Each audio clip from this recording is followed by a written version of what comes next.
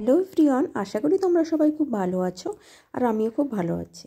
আজকে আমি তোমাদের সাথে শেয়ার করব একটা রেসিপি ভিডিও। আর যদিও অনেক দিন ধরে কোনো রেসিপি তোমাদের সাথে শেয়ার করিনি, তাও ওই জন্য ভাবলাম একটা তোমাদের সাথে রেসিপি ব্লগ একটা শেয়ার করি। আজকে আমি তোমাদের রেসিপি দেখাবো মাছের ভর্তা। ওই কারণে আমি প্রথমে কিছু পরিমাণে মাছ নিয়েছি। আর দেখো, আমি কিন্তু মাছের লেজগুলোই বেশি পরিমাণে নিয়েছি। আর সত্যি বলতে কি, লেজগুলোর মধ্যে না অনেকটা কাঁটা থাকে, যে কারণে তরকারির মধ্যে দিলে অনেকে খেতে চায় না। ওই জন্য লেজগুলো দেওয়া হয় না, শুধু ভাজার জন্য। আজকে ভাবলাম মাছগুলো ভাজবো না, মাছগুলো এমনি শুধু ভাজা খাবো না, একটু মাছের ভর্তা বানিয়ে নিই। ওই জন্য মাছগুলোতে প্রথমে আমি লবণ হলুদ মাখিয়ে নিয়েছি। তোমরা দেখলে এখানে দেখো, ধনে পাতাটা আমি জলে ভিজিয়ে রেখেছি। তোমরা তো জানো কেন আমি ধনে পাতা জলে ভিজিয়ে রাখি।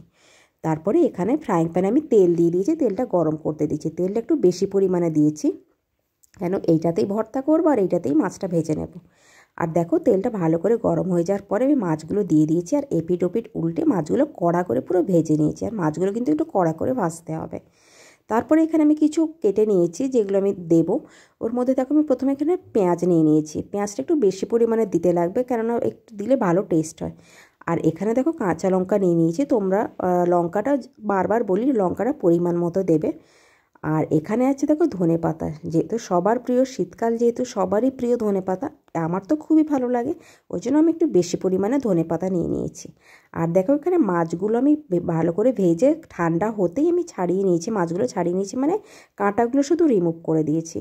আর মাছের ভর্তার সময় না একটু কাঁটাগুলো একটু ভালো করে দেখে নেবে, যাতে কাঁটাগুলো না থাকে। কিন্তু ভর্তা জিনিস মানুষ একটু ভালোভাবে শান্তি করে খেতেও পারবে, কাঁটা থাকলে একটু প্রবলেম হবে। আর এই কারণে ফ্রাইং প্যানে দেখো, আমি কিছু পরিমাণে যে মাছটা ভেজেছিলাম ওই তেলটাই আছে। তেলটা গরম হয়ে যাওয়ার সাথে সাথেই আমি প্রথমে দিয়ে দিচ্ছি পেঁয়াজটা আমি হালকা ভেজে নেব। এরপরে দিয়েছি কাঁচা লঙ্কা। কাঁচা লঙ্কাটা তো তোমাদের বারবার বলেছি, যদি বাচ্চারা খায় কাঁচা লঙ্কাটা পরিমাণ মতো দেবে, বাট বড়রা যদি খায় মাছের এই ভর্তাতে একটু কাঁচা লঙ্কাটা বেশি দিলে ভালো লাগে।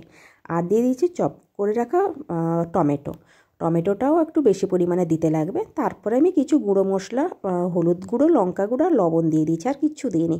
আর ওগুলো হালকা ফ্রাই করে নিয়ে আমি এর মধ্যে ধনে পাতা অ্যাড করছি। আর হ্যাঁ, তোমরা পারলে রসুনও ইউজ করতে পারো, কুচি করা। ধনে পাতা দিয়ে হালকা ফ্রাই করে আমি মাছটা দিয়ে দিয়েছি। আর হ্যাঁ, ধনে পাতাটা কিন্তু মানে মাছের ভর্তা হয়ে যাওয়ার পরে দেবে না। আমি যখন টমেটোর পরে যেরকম ধনে পাতা দিলাম ওরকমই দেবে, মানে একটু ফ্রাই হতে লাগবে।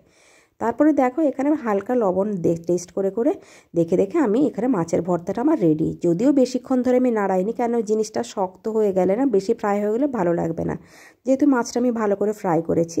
আর এখানে দেখো, আমার মাছের ভর্তাটা পুরোটাই রেডি হয়ে গেছে। মানে সত্যি বলতে কি, দারুণ খেতে লেগেছিলো। অবশ্যই তোমরা ট্রাই করো, আর ভালো লাগলে অবশ্যই চ্যানেলটাকে সাবস্ক্রাইব করো।